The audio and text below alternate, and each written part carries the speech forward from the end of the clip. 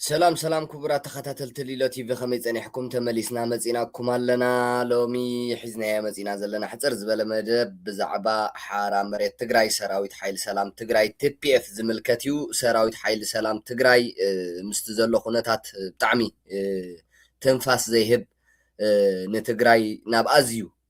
حدقنيا كونتات كأتوا زخل كونتات تفتيرو لا أبزلو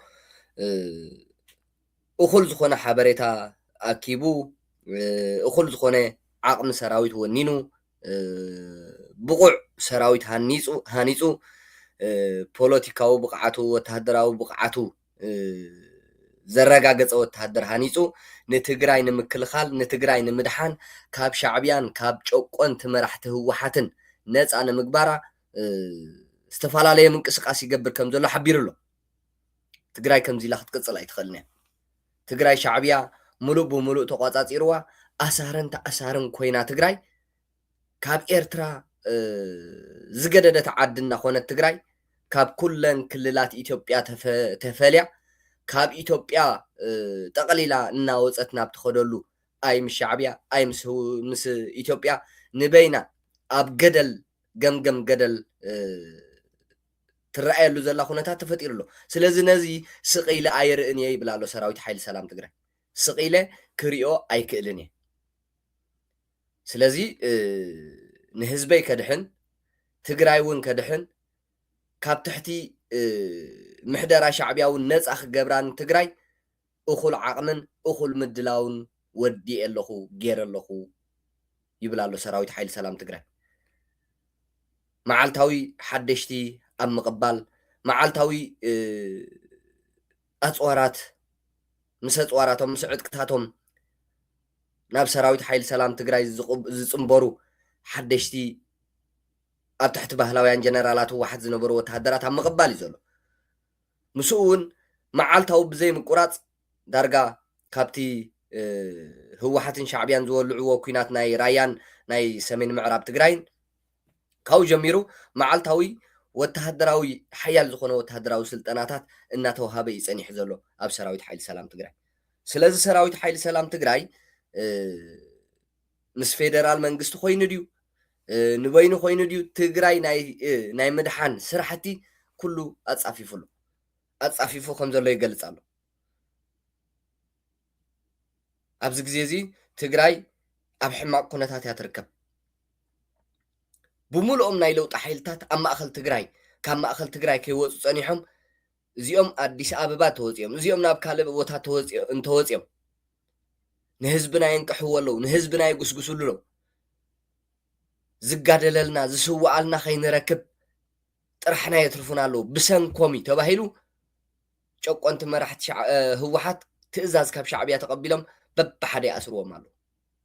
ትርእይዎም ኣለኹም ይኹን ካብቲ 10 መዓልቲ ዝወሰደ ኩናት ናይ ለካቲትን መወዳእታ ጥርን ክሳብ ሕጂ ማዕልያ ዘይብሉ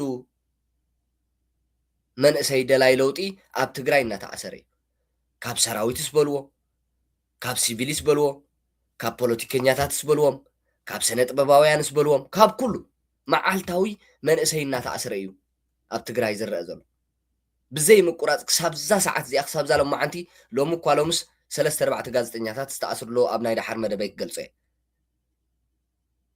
ስለዚ ትግራይ ካብ ኤርትራ ዝኸፍአት ዓዲ ትኸውን ኣላ ቀስ እናበሉ ነቲ ህዝቢ የላምድዎ ኣለዉ ፊላሪ ዝበሃል ካሜራማን ናይ ጆኖሳይድ ፀብፃባት ዝእክብ ዝነበረ ተኣሲሩ ተሰዊሩ 2 መዓልቲ 3 መዓልቲ ሆሆ ተባሂሉ ተረሲዑ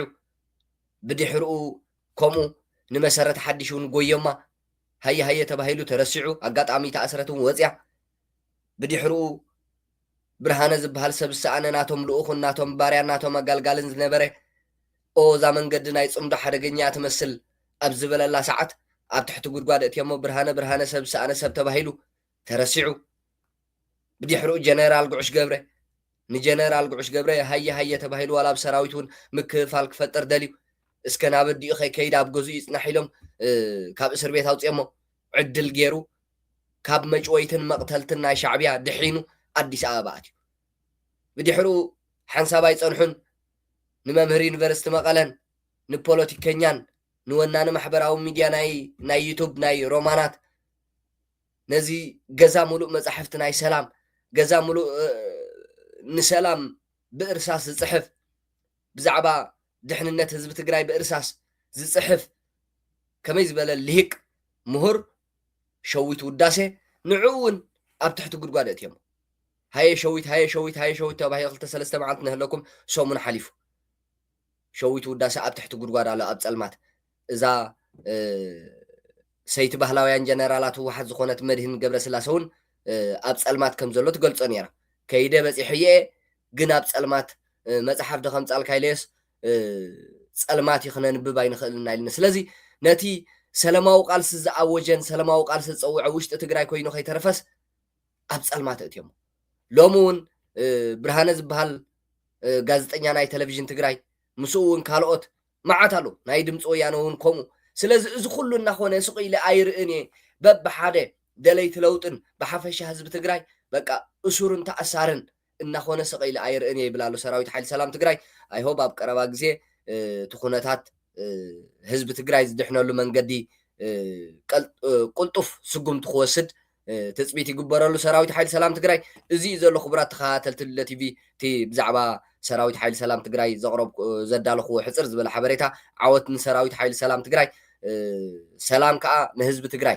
ብሓፈሻሲ ህዝቢ ትግራይ ኣብቲ ከባቢና ተጎዲኡ ዘሎ ህዝቢ ኤርትራ እያ ተጎዲኡ እዩ ህዝቢ ትግራይ ግን